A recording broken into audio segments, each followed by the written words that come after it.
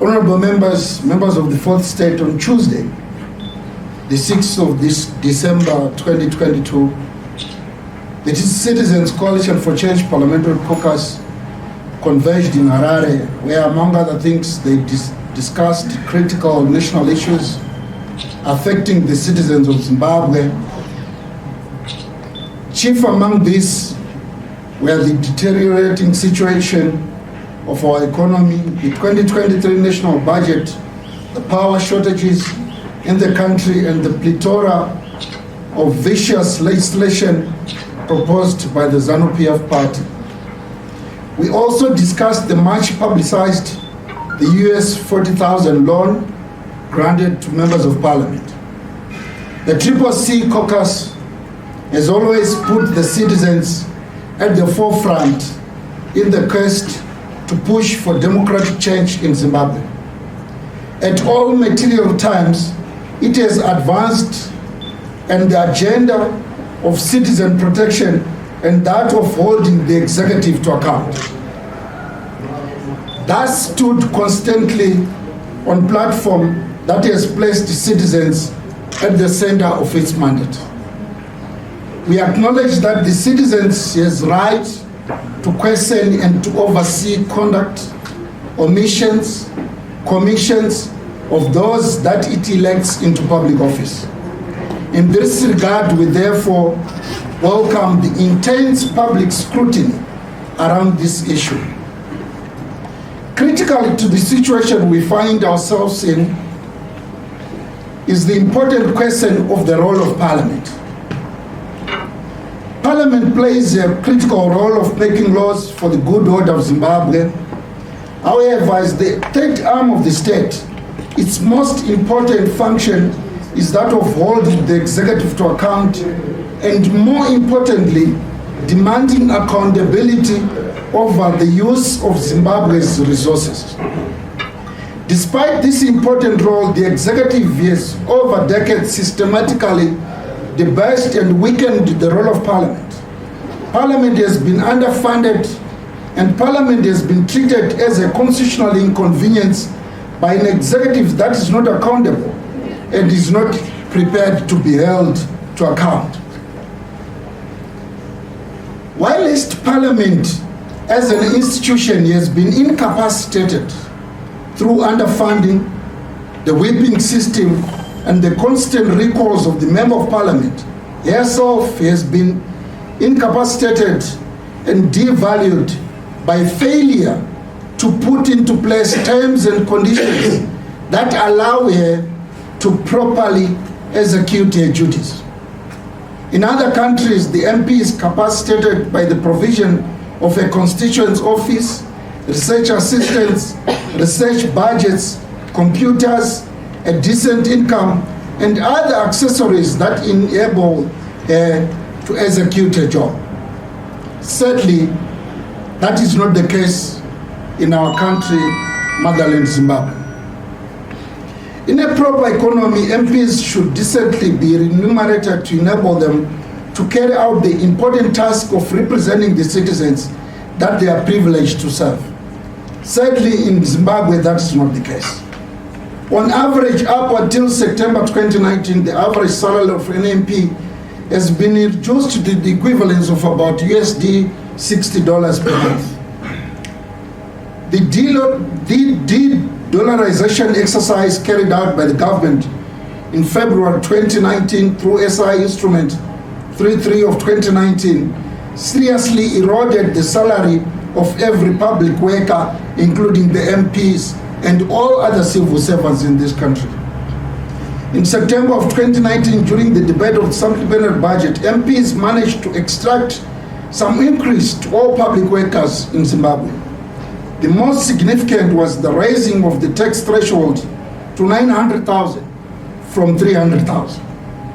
The answered reports will show massive amounts of money being pushed to the votes of health and to education pursuant to pressure from the members of Parliament.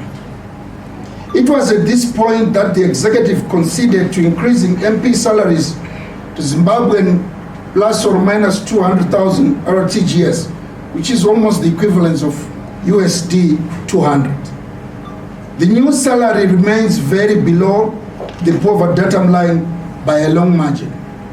It also remains way below the average regional salary of MPs, which is to a region of US plus 2,000, even in economies that are smaller than Zimbabwe, or countries such as Kenya and others where MPs are paid around USD 13,000 a month.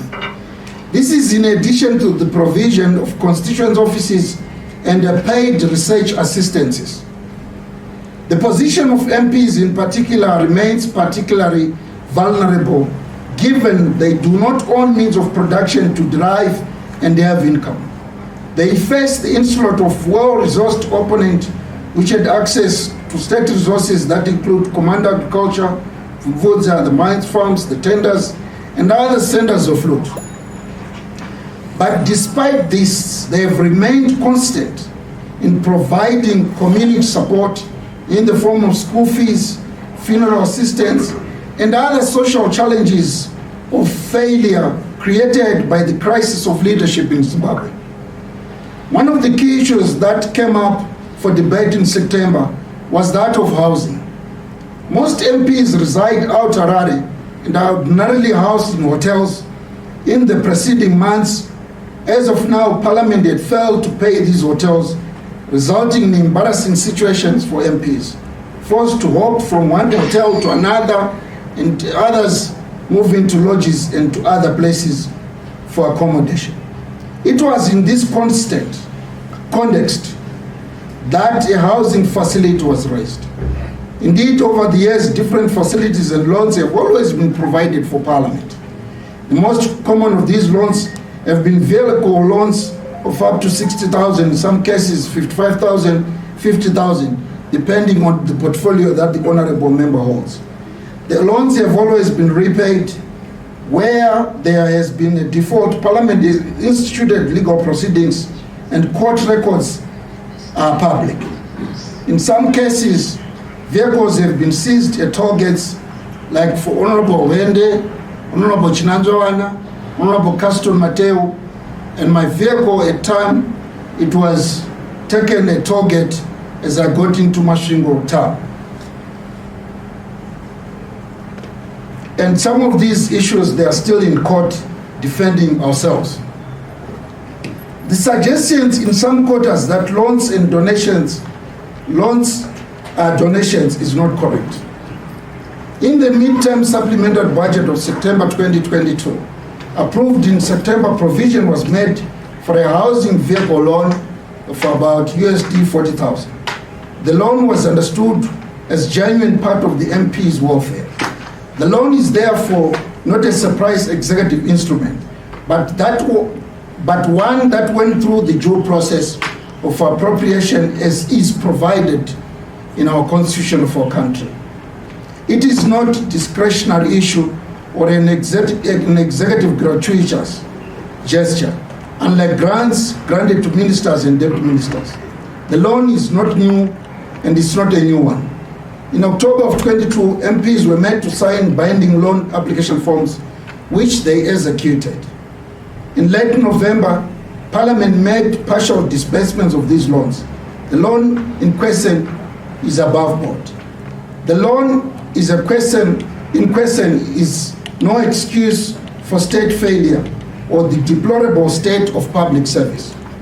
It is no excuse for 42 years of mean management and misallocation of public resources. And most certainly, the loan cannot bribe or derail a cause that is for us. We therefore reject the equalization. We are not ZANU, and they have never been ZANU, and I have never been ZANU, and we will never be ZANU-PF. We are triple C. We have remained principled and committed. We have remained unwavering in our quest for transformation and change in our country. We have faced dictatorship and its billions of dollars weaponized against our people.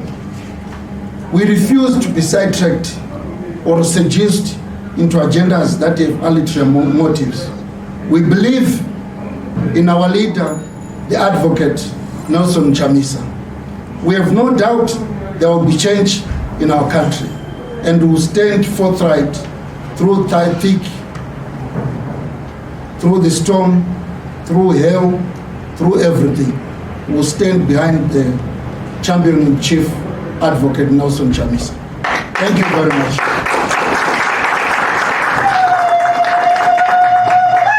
Thank you very much to members of the fourth state. Thank you very much.